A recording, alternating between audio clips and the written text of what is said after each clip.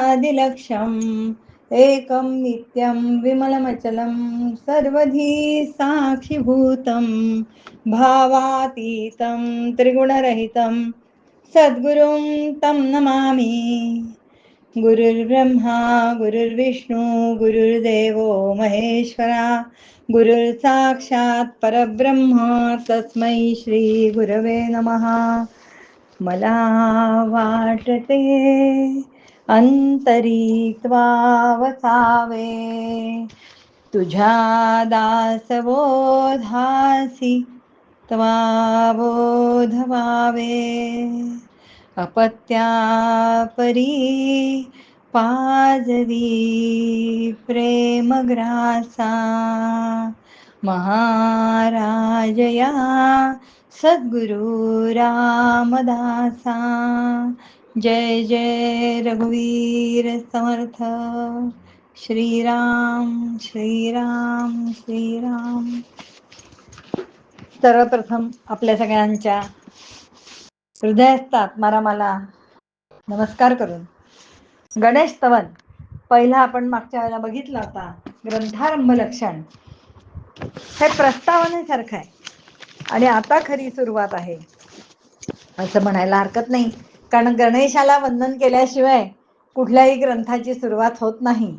मध्ययुगीन काळामध्ये सुद्धा सगळ्या ग्रंथांची रचना करताना गणेश वंदन, सरस्वती वंदन, सद्गुरु वंदन हे केलं जायचं. त्याप्रमाणे समर्थांनी सुद्धा गणेश स्तवन केलंय. एकूण ओवी संख्या आहे 30. आपण सगळ्यांनी वाचलेलाच असेल आणि माझ्या अल्पबुद्धीला जे काही पटेल रुचेल समजेल तेवढं मी सांगण्याचा प्रयत्न करते. पहिल्या 1 ते 6 ओव्या जर का बघितल्या तर त्याच्यात निर्गुण गणेशाची प्रार्थना केलेली आहे. 7 ते 23 ओव्या पाहिल्या तर त्याच्यात सगुण ध्यान जे आपण नेहमी पाहतो गजाननाचं ते सांगितलेलं आहे.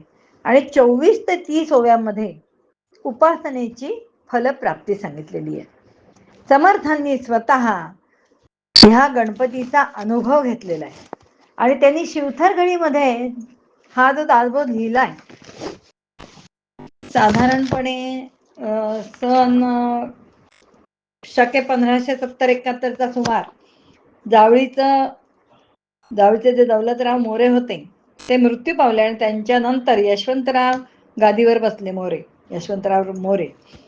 आणि त्यावेळेला अफजल खानाने खूप वतनदारांना फोडण्याचा प्रयत्न केला आणि त्यावेळेला शिवरायाच्या पाठीशी समर्थ भक्कम उभे होते. युक्त्या प्रयुक्त्या सांगून शिवरायांना गणेशाची कृपा प्राप्त करून द्यावी म्हणून त्यांनी त्यावेळेला म्हणजे शके 1570 ते 71 दरम्यान शिवथरघडीमध्ये प्रचंड 2 पुरुष उंच असा सिंधू वर्णाचा गणेश स्थापन केला आणि त्या गणेशाची कृपा होऊन शिवाजी महाराजांनी अफजल खानाचा वध केलेला आहे. समर्थांची सगळे प्रचितीचे बोलणे ते कायम म्हणतात, हे तो प्रचितीचे बोलणे म्हणजे मला गणेशनाचा अनुभव आला असा त्यांना कैक वेळा आला असेल, पण ह्याचा उल्लेख श्रीधर स्वामींच्या एका ह्याच्यामध्ये केलेला आहे. समर्थे सुंदर मठी गणपती केला, दोन्ही पुरुष सिंधू वर्ण अर्चिला, सकळ प्रसंगासी महोत्सव दाविला, भाद्रपद मास पर्यंत. तो गणपती त्यांनी आजही आपल्याला तो पाहायला मिळतो. फार सुंदर गणपती आहे. हा उल्लेख कशासाठी केला? हे तो प्रचितीचे बोलणे. गणेशाचं पुष्कळ आपल्याला अनुभव येतो. एक तर मुख्य मूर्ती इतकी सुंदर आहे त्याचं वर्णन समर्थांनी केलेलंच आहे. ओम हे शब्द ब्रह्म आहे. हे चालू ठेवतं चालणार आहे का व्हिडिओ, का बंद करू ताई? लता ताई,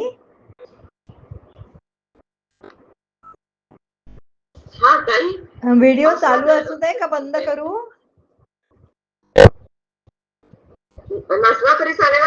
हा ठीक आहे ठीक आहे ठीक आहे. मग तुम्हाला काही फरक पडत नाही ना अशा ह्याने विचारते.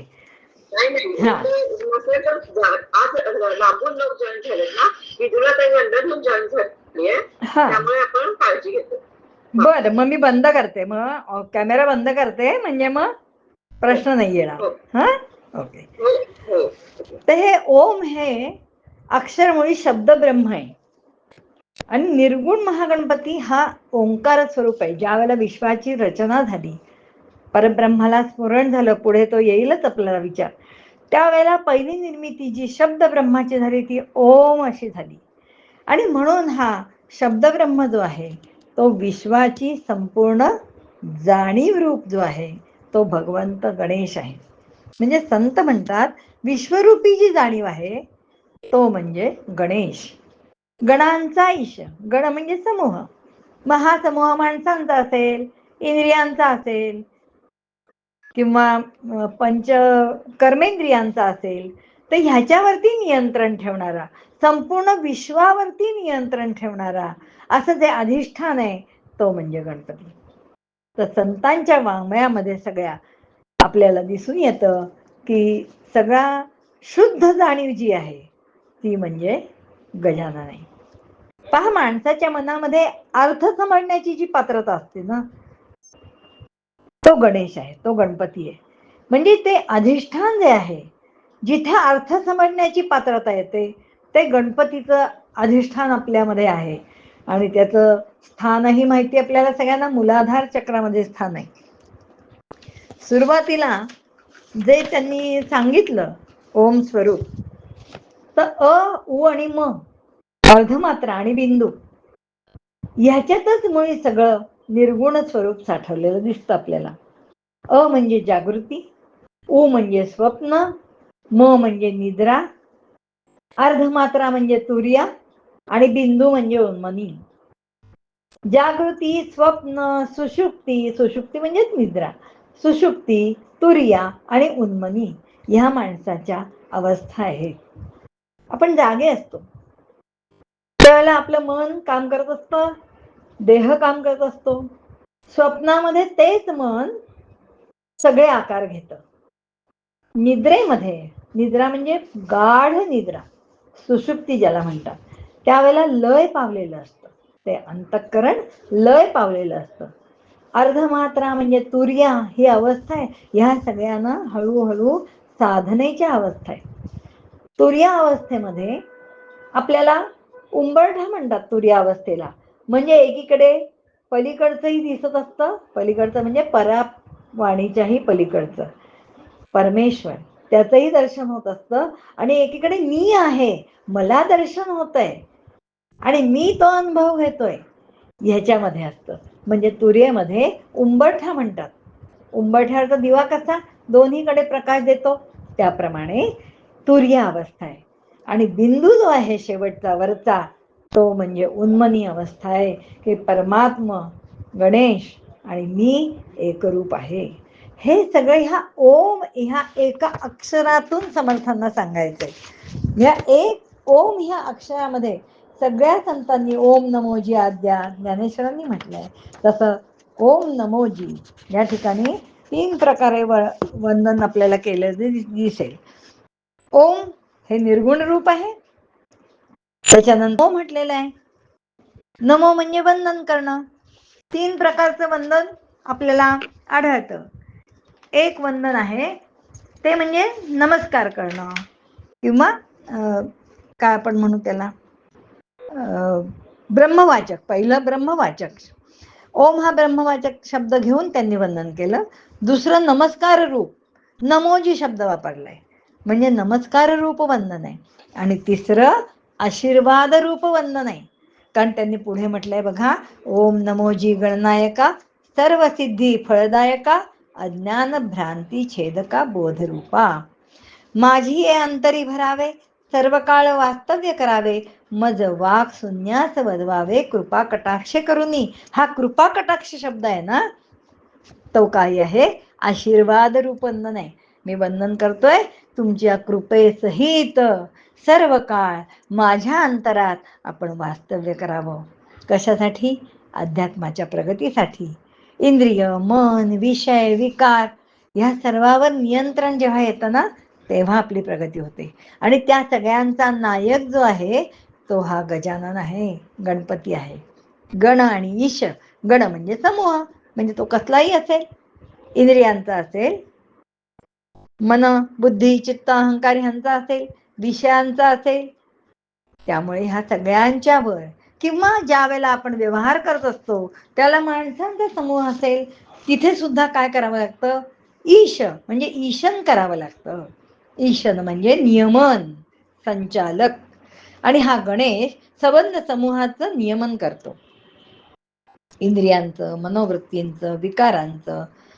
ज्या वेळेला आपण आता समितीच्या बायका सुद्धा एखादा कार्यक्रम घेतो त्या घरामध्ये सुद्धा आपण एखादा कार्यक्रम त्याला आपण नियोजन करतो आणि त्याचं सूत्रसंचलन करतो. त्या आपल्याकडे जशी कार्यवाहिका असते ती भले लहान मुलगी एखादी असेल तरी तिने दिली आज्ञा की दक्ष म्हटलं की आपण मी 80 वर्षाचे मी कशाला दक्ष होऊ असं आपण म्हणत नाही, कारण संचलन असतं आणि त्या संचालकाच्या आज्ञेला महत्व असतं. तो संचालक सगळा कारभार पूर्ण पाडत असतो. तर ही व्यवस्था लावणं फार महत्वाचं आहे. ती व्यवस्था नीट लावली नाही तर मग काय होतं, ते कार्य पूर्णत्वाला जात नाही. म्हणून गण ईश, बाकी एरवी आपण पूजा करताना प्रत्येक कार्याला गणाधीशाचं किंवा गणपतीचं अधिष्ठान ठेवतो, कारण सामर्थ्य आहे चळवळीचे, जो जो करील तयाचे, परंतु तेथे भगवंताचे अधिष्ठान पाहिजे. त्याच्या स्मरणाशिवाय कुठलंही कार्य पूर्णत्वास जात नाही. कार्य पूर्ण होण्यासाठी 2 गोष्टी आहेत की ते कार्य पुढे पुढे गेलं पाहिजे आणि दुसरी गोष्ट अशी आहे की मध्ये मध्ये जी विघ्न येतात, कुठल्याही कार्याला विघ्न टपलेलीच असतात. कधी ती बाहेरची असतात, कधी आतली असतात. बाहेरचं कार्य करत असताना कधी कोण गोंधळ घालेल, कोणी त्रास देईल, कोणी आवाज मोठा करेल. साधना करत असताना आपल्याच अंतरंगातले जे विकार आहेत ते त्रास देतात. म्हणजे परमार्थ आणि आपला व्यवहार, प्रपंच आणि परमार्थ दोन्ही ठिकाणी आपल्याला ह्या गणाधीशाचं अधिष्ठान अत्यंत आवश्यक असतं. म्हणजे दुष्ट प्रवृत्ती विकार जे आहेत त्याचं निवारण करण्याचं तो काम करतो आणि म्हणून व्यवस्था लावून देतो नीटपणे, म्हणून तो संचलनाचं काम करतो असं आपल्याला म्हणता येईल. कृपा कटाक्ष म्हणायच्या आधी ते म्हणतात, काय म्हणतात बरं, माझी अंतरी भरावे. भरावे शब्द वापरला, काय समर्थ शब्द वापरतात हो, खरंच कौतुक वाटतं. माझ्या अंतरी यावे, माझी अंतरी राहावे असं नाही म्हटलेलं, भरावे. एखादी गोष्ट आपण भरतो, पिशवी भरतो, भरणं म्हणजे पूर्ण व्यापून असणं. तुम्ही माझ्या अंतरात पूर्ण व्यापून राहा आणि कसं, सर्व काळ वास्तव्य करावे, जाऊच नका. ह्याचा अर्थ तुम्ही आणि मी ऐक्य पाहू दे. म्हणजे त्या ज्या अवस्था सांगितल्या ना, उन्मनी अवस्थेपर्यंत, याचा अर्थ ते माझ्या अंतरात आहेतच भरलेले, अशी अवस्था प्राप्त होऊ दे. मग वाक शून्यास बदवावे. समर्थ म्हणतात हो, ज्यांनी अफाट एवढी रचना केली ते म्हणतात वाघ संन्यास, मला काही बोलता येत नाही, मला काही कळत नाही, तर तुम्ही कृपा कटाक्ष टाका. नम्रता आहे होई, आपल्याला येत असून सुद्धा मला काही येत नाही असं म्हणावं, ही नम्रता आहे.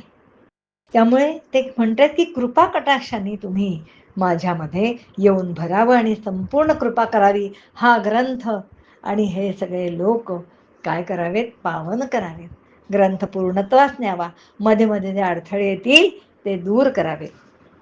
गणपतीचं रूप सगळं दिलंय पुढे, कृपेची निजोडी विघ्ने कापती बापुडी, होऊन जाते देशदरी नाम मात्र. नुसतं नाम त्याचं घेतलं, नुसतं स्मरण केलं, नुसती मूर्ती बघितली, आनंद होतो. गणेशाची मूर्ती काय सुबक दिसते.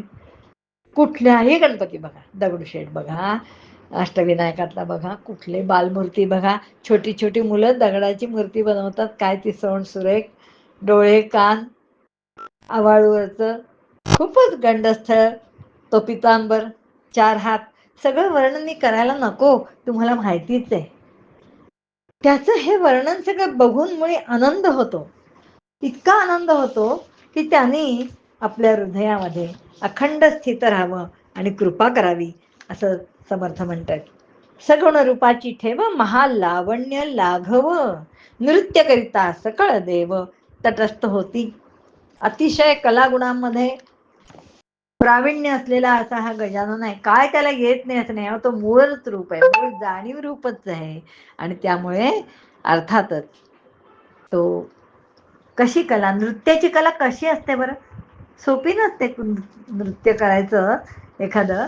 म्हणजे काय पाहिजे तिथे, नर्तनासाठी तालाची, वाद्यांची, सुरांची, संगत असायला हवी, त्याची जाण असायला हवी, अंगात लवचिकता असायला हवी. कितीही गिरक्या घेतल्या तरी एकाग्रता हवी, तोल नाही जाऊ देता कामा. असं हे सगळं तो सहज करतो, तंदुल तनू असून सुद्धा. का बरं हे साधतं? कारण एकाग्रता आहे, तो सर्व करताय. आणि तसं आपण व्हावं. आपण नर्तन करावं म्हणजे आपण एकाग्रत व्हावं, आपण सगळ्या गोष्टींचं ज्ञान सहज मिळवावं, हे त्यांना सांगायचंय. तंदुल तनू म्हणजे आपल्या सगळ्यांना माहिती आहे की पोट मोठं आहे, कारण अपराध तो आपल्या पोटात घालतो. सोपी नाही गोष्ट होई, म्हणायला खूप सोपं आहे, दुसऱ्यांचे अपराध पोटात घालावे. गणपती घालतो आणि घालतो का? जरा सुनायचं चुकलं की कधी एकदा बोलते असं होतं हो. नातवाचं काही चुकलं, मुलाचं चुकलं, मुलीचं चुकलं, मैत्रिणीचं चुकलं, तिचं काय चुकलं तेच टपून बघत असतो आणि कधी संधी मिळेल त्याला बोलतो. क्षमा, शांती आणि अपराध पोटात घालता आले पाहिजे, दुसऱ्याला क्षमा करता आली पाहिजे, सोडून देता आलं पाहिजे. आणि म्हणून हे सगळं गणपती, त्याचं पोट बघितलं की आपल्याला सुचलं पाहिजे की त्याच्यासारखं मला आवडतो ना गणपती, मी त्याचं स्मरण करते ना, मग मला अपराध पोटात घालायची सवय लागली पाहिजे. आपण सगळ्या सेविका अशाच त्या गणपतीसारखे कार्य करत असतो, सर्व दूर कार्य करतो, कुशाग्र असतो, चपळ, मुख्य निष्ठा आपली राष्ट्रभक्ती ती जपण्याचा विचार करतो. आणि म्हणून गजानन जर का प्रसन्न झाला तर तो आपल्याला हे सर्व प्राप्त करून देईल. एका ठिकाणी म्हटलंय समर्थांनी की आपोआपच सरस्वती वोळते. आता सरस्वती वोळते म्हणजे काय बरं? सरस्वती म्हणजे स्फूर्ती, स्फुरणा. पुढच्या ह्याच्या शारदास्तवन बघायचं त्यावेळेला सगळं डिटेलमध्ये बघता येईल आपल्याला. पण ह्या गजाननाचं ध्यान केलं असता ती सरस्वती अगदी सहज प्रसन्न होते. म्हणजे आपल्याला स्फुरणा मिळते, स्फूर्ती मिळते, ती शक्तिरूपात आहे. सरस्वती ही शक्तिरूपात आहे. मला जो अर्थ कळला तो सांगणं, आता मला वाचून जे काही समजलं ते मी तुमच्या पुढे प्रकट करते, ही सरस्वती आहे. आणि ज्ञान होणं, समजणं, भ्रम दूर होणं, अज्ञान बाजूला होणं, हे सगळं गजाननाचं अधिष्ठान आहे. आता ही बुद्धीची देवता आपण म्हणतो. मग बुद्धी कुठल्या कुठल्या प्रकारे?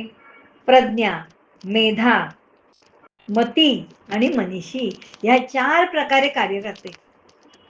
प्रज्ञा म्हणजे आकलन शक्ती, समजणं. मेधा म्हणजे योग्य विचारांना धारण करणारी. कोणता विचार धारण करायचा? आत्ता 4:30ला समिती आहे, ताई सांगणार आहेत, आपण जायलाच पाहिजे. दुसरं काहीतरी आहे ना ते बाजूला ठेवून आपण जायला पाहिजे, ऐकायला पाहिजे, ऑनलाईन गेलं पाहिजे. ही योग्य विचारांना धरून ठेवण्याची जी शक्ती आहे तिला आपण मेधा असं म्हणतो. मती, निश्चय करण्याची शक्ती.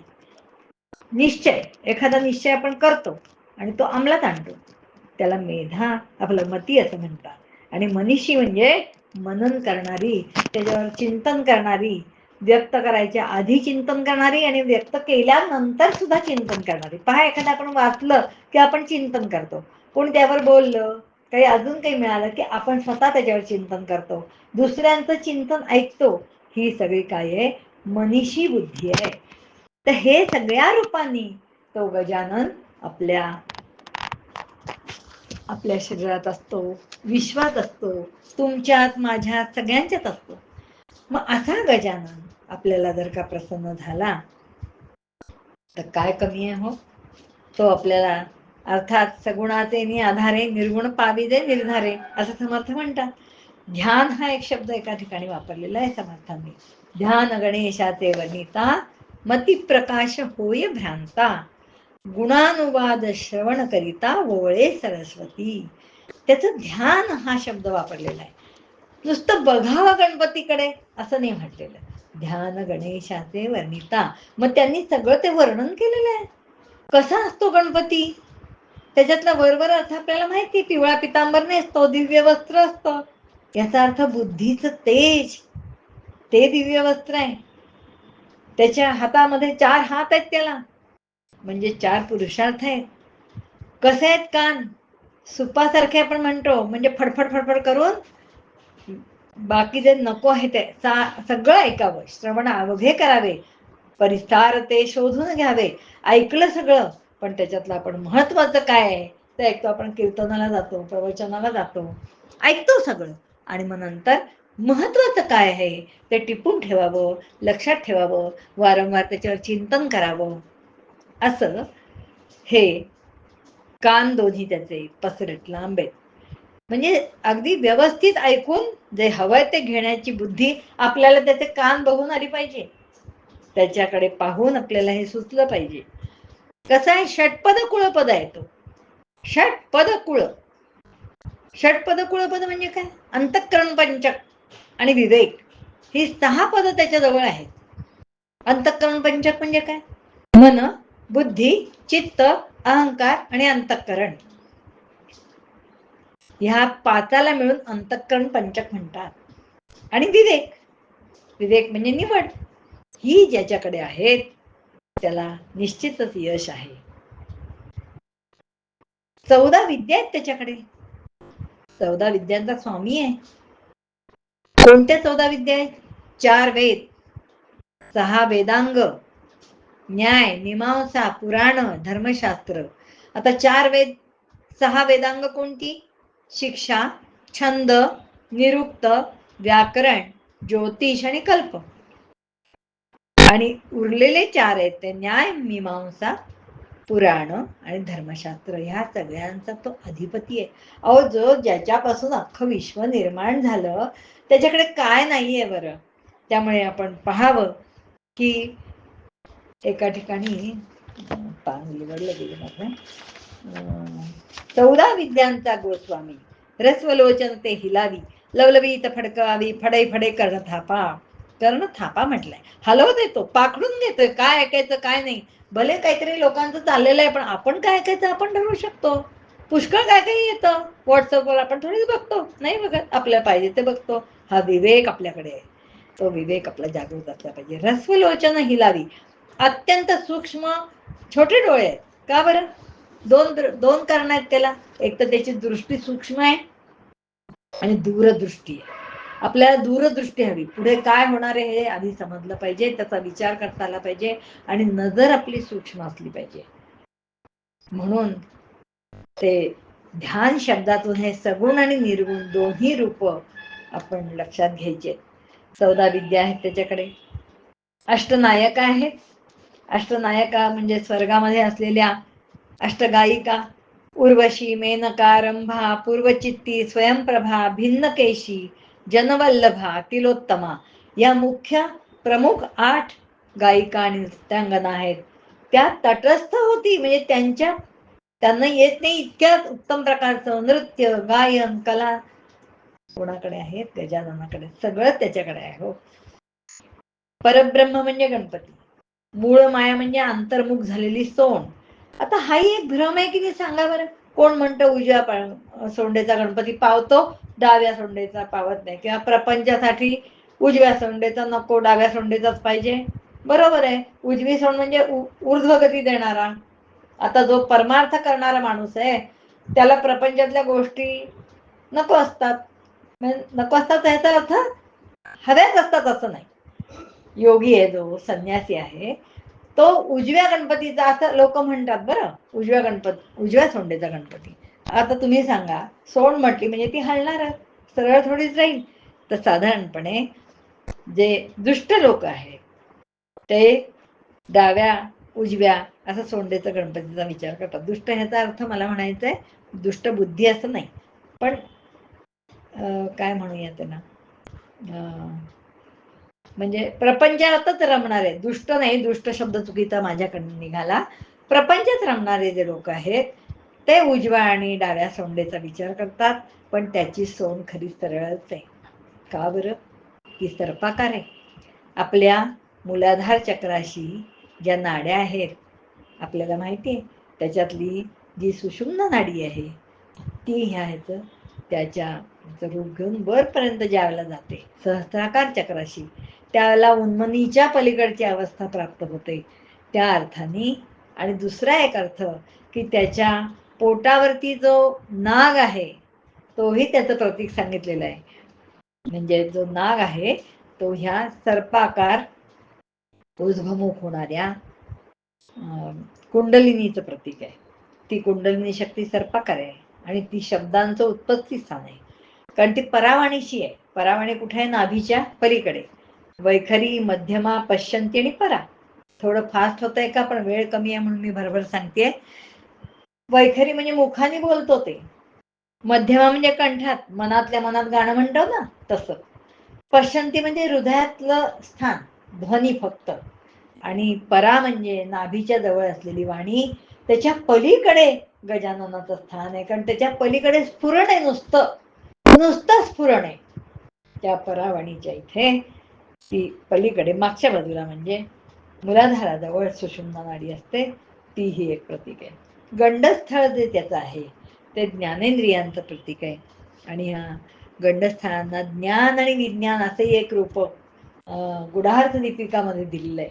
शिवथरघळीत मी मागे गुढार्थ दीपिका एक पुस्तक वाचलं होतं, त्याच्यात काही काही अर्थ खोल दिलेले होते. त्याच्यात गंडस्थळ त्यांनी म्हटलंय ज्ञान आणि विज्ञान, म्हणजे कळलं आणि ते आचरणात आणलं, हे दोन ते दाखवतात. गंडस्थळ त्याची दाखवतात, ज्ञान आणि विज्ञान दाखवतात. ज्ञानेंद्रियावरती विजय मिळवता, ज्ञानेंद्रियातून जो सुगंध पसरेल, त्यांनी म्हटलं ज्ञानेंद्रियातून सुगंध परिमळे थपथपा गळती. पण बहुविध हा जो परमार्थ सगळा, तो उपदेश शांतपणे पुष्कळ प्रमाणात बाहेर पडतोय, असाच एक अर्थ त्यांनी दिलाय. तर अशा सगळ्या गणपतीचे नेत्र कसे आहेत? त्रिनेत्र म्हटलेलं आहे काही ठिकाणी. 2 नेत्र बारीक आहेत आणि तिसरा जो नेत्र आहे तो त्यातला माहिती आपल्याला ज्ञानस्वरूप आहे. तर हे त्रिनेत्र म्हणजे सत, चित, आनंद. सच्चिदानंद असं आपण म्हणतो, म्हणजे सत, चित आणि आनंद. सत म्हणजे सत्य शाश्वत, चित म्हणजे ज्ञानस्वरूप आणि आनंद म्हणजे आनंद. दोन्ही कान हे कसले प्रतीक आहेत? सुपासारखे आहेत आपण पाहिलं, पण ते अन्वय आणि प्रतिका व्यतिरेक. अन्वय आणि व्यतिरेक याचा अर्थ, अन्वय म्हणजे आहेपणाने, हे साधकांसाठी आहे विशेषतः. एक क्षण बघा हा.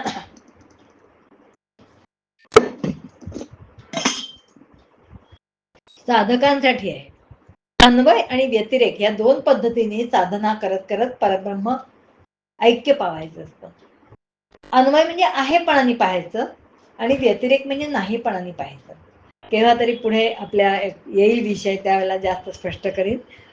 सुरेख आहे, कारण ते उदाहरण थोडं देऊन सांगायला हवं. त्याच्यानंतर 4 हात म्हणजे पुरुषार्थ आहे पाहिलं आपण. परशु म्हणजे अधर्माचं छेदन करणार आहे. कमळ हे पूर्ण कृपादृष्टीचं प्रतीक आहे. कमळ हे पूर्ण विकसित असतं आणि पूर्ण कृपादृष्टी दाखवतं ते. त्याच्या हातात कमळ आहे. अंकुश आहे. अंकुशाचा अर्थ ज्ञान, म्हणजे जो अज्ञानावरती मात करतो असा गणपती. हातात मोदक धरून बसलाय. मोदक अत्यंत प्रिय आहे. मोद ह्याचा अर्थच आनंद. तो स्वतः आनंद स्वरूप आहे आणि इतरांनाही आनंद देणारा आहे. आणि असा सच्चित आनंद स्वरूप असलेला, जाणीव रूपाने असलेला सगुण गणपती निर्गुणापर्यंत, म्हणजे त्या ओमच्या वरच्या बिंदूपर्यंत, उन्मनी अवस्थेपर्यंत साधनेमध्ये प्राप्त करून घ्यायचा. त्याची कृपा प्राप्त करून घ्यायची. त्याच्या कृपेसाठी त्याचं स्मरण, चिंतन, त्याचं शरणागतता भाव आपला, आणि त्याचं जे जे आपल्याला करता येईल, म्हणजे त्याचं स्तवन करता येईल, त्याचं पूजन करता येईल. मानस पूजा केली तरी चालेल, पण त्याचं आपण पूजन केलं, स्तवन केलं, अर्थ समजून घेतला, तर आपल्याला निश्चितच त्या गजाननाची अखंड कृपा सापडेल, अखंड कृपा लाभेल. आणि पुढचं सगळं कार्य, आपलं जीवन किती आहे माहिती नाही, पण प्रत्येक टप्प्यावरती ज्ञान होणं आणि ते आकलन झाल्यानंतर ते आचरणात आणणं. एखादी गोष्ट मला कळली हो, पण मी ती वळली नाही तर काय उपयोग आहे? मला समजलं, हां गणेश हा विघ्नहर्ता आहे, त्याचं ध्यान करावं, त्याच्यावरती श्रद्धा ठेवावी, त्याचं स्वरूप जाणून घ्यावं आणि आपण त्याचं पूजन करावं. आपण दुर्वा वाहतो, त्रिगुण वाहणं आहे ते. दुर्वा म्हणजे काय आहे? सत्वरजतम. शुद्ध सत्व गुण मला दे गजानना, शुद्ध सत्व गुण दे. हे सत्वरजतम मी तुझ्या चरणी अर्पण करते, माझा सगळा देह अर्पण करते, आणि तुझं आणि माझं ऐक्य व्हावं. तुझं आणि माझं म्हणजे त्या परब्रह्माचं शुद्ध जाणीवेचं. आपण बघा, उठता क्षणी आपल्याला जाणीव होते की मी आहे. पहा, आपण आहोत ह्याची जाणीव होते, ती शुद्ध जाणीव आहे. त्याच्याही पलीकडे गजानन आहे. मला जसा काही सांगता आला तसा वेळेमध्ये मी सांगायचा प्रयत्न केला. कमी जास्त झालं असेल तर आपण क्षमा करावी आणि मोठ्या मनाने ग्रहण केलं याबद्दल धन्यवाद देते आणि माझ्या वाणीला विराम करते. सद्गुरूंची कृपा, गणेशाची कृपा आपणा सर्वांवरती अशीच लाभो. जय जय रघुवीर समर्थ. पुढच्या मंगळवारी शारदास्तवन आपण वाचून या. जय श्रीराम.